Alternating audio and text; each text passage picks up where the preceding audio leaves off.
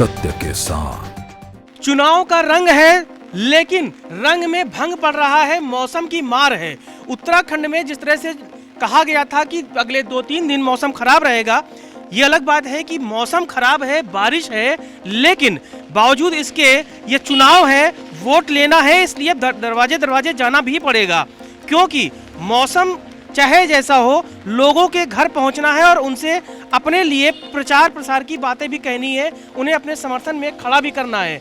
हमारे साथ ऐसे ही प्रत्याशी और उनके समर्थक हैं जो इस बारिश में भी, इस कड़कती हुई ठंड में भी वोट के लिए जनसंपर्क कर रहे हैं। चुनौती है निश्चित तौर पे, मौसम खराब होने के कारण बाधाएं तो आ रही हैं, लेकिन अब सारी बाधाओं को पार करना है। सबसे बड़ी बाधा जो इस राज्य के विकास में भारतीय जनता पार्टी है, उसको अगर हटाना है तो ये छोटी मोटी बाधाएं तो पार करनी ही पड़ेंगी। चुनौती ज़रूर है, ठंड का मौसम भी है, और जहां हम आधे घंटे में 1 घंटे में जिस इलाके को कवर करते हैं वहां दुगना समय लग रहा है, लेकिन इसकी चिंता नहीं है। हम लोग लगातार चल रहे हैं सुबह से। बारिश के मौसम में सब लोगों ने छाते लिए हैं और हम कुछ लोग भीग भी रहे हैं, हमारे उत्साही समर्थक, लेकिन जनता का रिस्पांस बहुत गर्म है। अच्छा, मौसम को देखते हुए आज आपने प्लान क्या किया? हमारा जो प्लान था सुबह से, वही प्लान हमारा चल रहा है। हमारा प्लान लोगों को मिल करके, नमस्कार भैया, देखिए ये जनसंपर्क है, क्योंकि चुनाव में चंद दिन ही बचे हैं, लिहाजा एक एक मिनट कीमती है। प्रत्याशी चाहते हैं कि वो ज़्यादा से ज़्यादा लोगों तक पहुंच पाए। इसके लिए भले ही मौसम खराब है, लेकिन देहरादून की सड़कों पर इस वक्त चुनाव की जो गर्मी है वो आप देख रहे हैं। आप बताइए, जिस तरह से प्रत्याशी जा रहे हैं, मौसम खराब है, लेकिन लगता है कि जनता के बीच जाना ज़रूरी भी है। जी, मौसम 14 तारीख के लिए नहीं रुकेगा। 14 तारीख आने में कुछ दिन ही है। हमने अपनी मेहनत पूरी तरह करनी है और जनता बहुत उत्सुक है सरकार बदलने में, कांग्रेस की सरकार लाने में। जनता महंगाई से बहुत परेशान है, तो इसलिए हम मौसम को नहीं देख सकते। मेरा सवाल फिर वही है, प्लान क्या किया मौसम को देखे आज आपने? हमने प्लान किया, केवल बदलाव ये किया कि छाता हाथ में पकड़ लिया और छाता पकड़ करके चल रहे हैं, लोगों का दरवाजा खटखटा रहे हैं, लोगों से बात कर रहे हैं, वार्ता कर रहे हैं, संवाद कर रहे हैं, उनको याद दिला रहे हैं कि किस तरह 5 साल का अपमानित जीवन उन्होंने जिया। लोगों की रसोई तक बुझाने का काम इस सरकार ने कर दिया। रसोई के गैस का सिलेंडर जो 410 रुपये में कांग्रेस के ज़माने में मिलता था, आज वो 1000 रुपये का हो गया।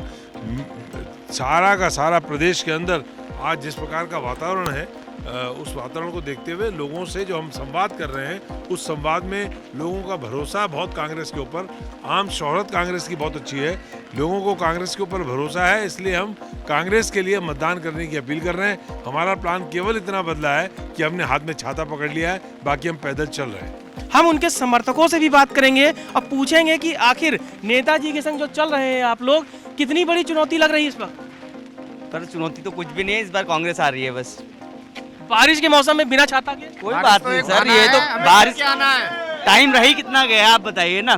आज के बाद 11वें दिन वोटिंग है, अगर 11 दिन अगर बारिश पड़ेगी तो क्या हम जनसंपर्क नहीं करेंगे? नया जो जा रहा है उसका विजन देख रहे हैं लोग, करेगा क्या, और पुराना जो है वो किया क्या, ये देख रहे हैं। तो जैसा कि आप जानते हैं कि भाई पुराने लोगों में से जो कपूर साहब की फैमिली लड़ रही है, तो उन्होंने रहे जरूर 40 साल यहाँ पर, लेकिन मेरे हिसाब से तो उन्होंने मतलब यहाँ कोई ऐसा लैंडमार्क काम नहीं किया जो कोई जनता देखे कि भाई ये वाला काम है, कोई अस्पताल बहुत बड़ा है या कोई स्कूल बहुत बड़ा है, ऐसा कुछ उन्होंने किया नहीं।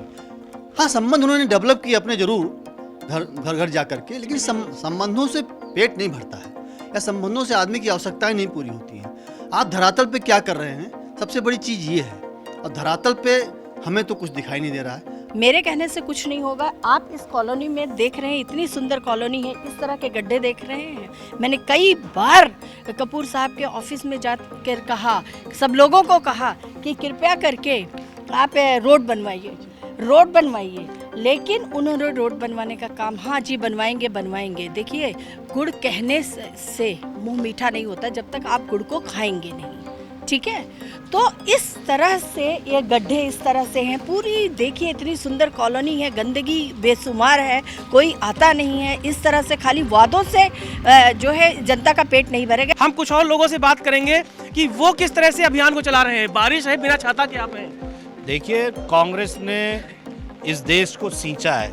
अगर विकास का दूसरा नाम है तो कांग्रेस है, आज आप देख रहे हैं कैंट के प्रत्याशी भाई सूर्यकांत धस्माना जी, पार्षद कोमल वोरा जी, ये सभी सम्मानित साथी जो विषम परिस्थितियों में भी कांग्रेस के साथ खड़े होके, और आज दिशा जो महंगाई से बदल चुकी है, जनता समझ चुकी है कि मोदी सरकार ने चरम पे महंगाई ला दी है। जो वादे मोदी सरकार ने झूठ का पुलिंदा इस जनता को दिया, उनके मानस में बिठाया, लेकिन मानस अब मान नहीं रहा है लोगों का, और निश्चित तौर पे भाजपा जा रही है, कांग्रेस आ रही है।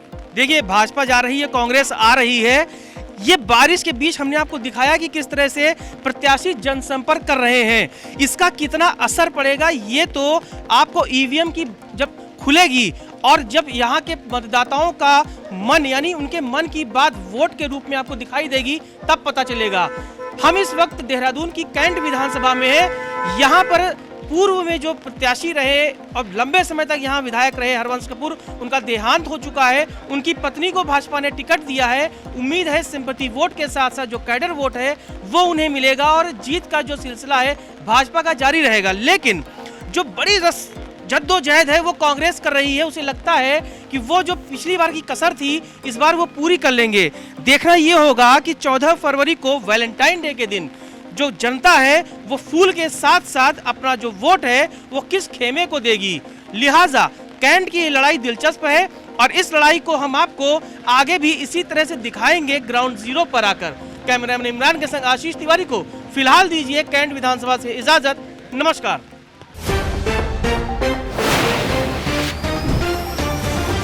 सत्य के साथ।